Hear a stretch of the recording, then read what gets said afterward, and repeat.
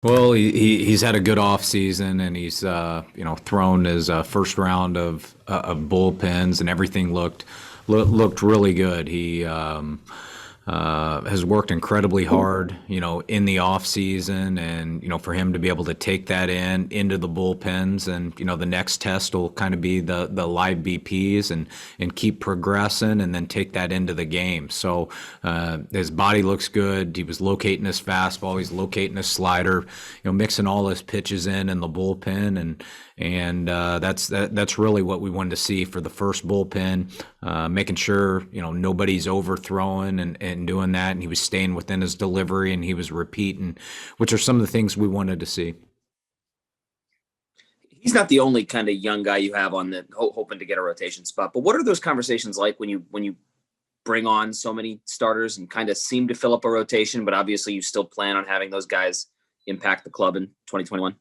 Yeah, I think that'll be more of messaging, when we talk to the entire group.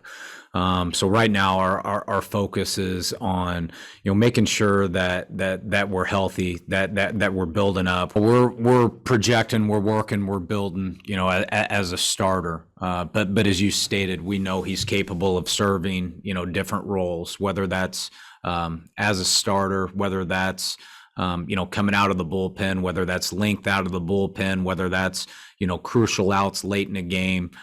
We think, he's got the arsenal, but, the most important thing is he's young and he's got the ability to start. And so that's where we're putting the majority of our attention. If that shifts later on, we feel like we can adjust and do other roles. But right now we want him built up, lengthen out, and working to be a starting pitcher. Anderson Espinoza throw a bullpen yesterday? Yeah, he did, and it was really good. I'd seen him throw last week, before camp had started up, and I thought his one yesterday was even better than what I saw the week before. So. His fastball is really good. It's playing well. The ball's coming out well. It's good velocity. And yesterday, he did a good job of landing his secondary pitches for strikes. So, yeah, we're excited about him, and just hopeful, we keep going forward, making steps, and keep progressing on the health side. Jayce, what are your plans this year as far as possibly making use of Jake Cronenworth's pitching ability? Yeah, right now, we haven't even discussed him throwing any bullpens. We were in that situation last year. He was throwing bullpens, and we had plans, obviously, to throw some in these spring training games.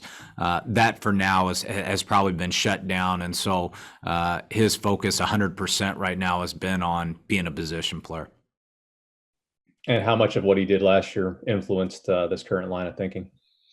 I think it influenced it a lot, by the way he played. I also think with the rule changes a little bit, and not being limited to some rules on the pitching side, I think has helped us as well. How did Dinelson fare out of yesterday's bullpen session? Yeah, it was a very positive day for him. He threw the majority of fastballs, and as it started to get going later on in the bullpen, he started to get a little bit more aggressive with his fastball. He did spin a couple sliders, maybe the last 5 or 6, which was good. And then most importantly, he felt very confident coming out there. And I checked with him today and said his arm and body felt normal and felt great. So he bounced back from his bullpen yesterday feeling really good. So that was encouraging. It's still early, but at this point, are you a bit more encouraged than you were, say, a week ago when you had only seen him on video at that point? Yeah, it was good to certainly see him live in the bullpen session and get going, and we know it's with all these guys. We never get too excited. We try to take it step by step, and the next things he's probably going to have another bullpen or two, and then we'll transition that to his live BPs and take it out into the game. So we just want to keep taking those steps and going forward positive. But yeah, it felt good when he got done with the mound, and just watching him kind of smile and feel good about it. So that was encouraging. And with the melting pot of players that you have on this team, how much Japanese and Korean did you study up on this offseason? No, my Japanese and Korean is not much. So luckily, we've got some really good translators that are helping us out, and we've also, some of those guys can they may not admit it, but their English is sneaky good. It helps them avoid all the media interviews. That's why. I would say that's yeah. You're getting a good read on things. Yeah, appreciate it. Thank you.